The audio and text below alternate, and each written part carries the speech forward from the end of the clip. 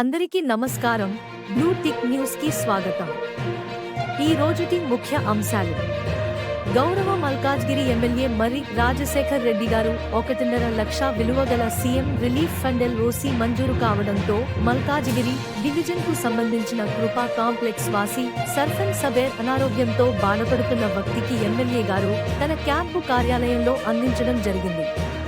ఈ కార్యక్రమంలో మల్కాజ్గిరి మాజీ కార్పొరేటర్ శ్రీ జగదీష్ గౌడ్ గారు మరియు మల్కాజ్గిరి BRS సీనియర్ నాయకులు రాము యాదవ్, శ్రీకాంత్, వెంకన్న, వెంకటేష్ యాదవ్, మణిరత్నం, ఆకారం సాయి పాల్గొన్నారు.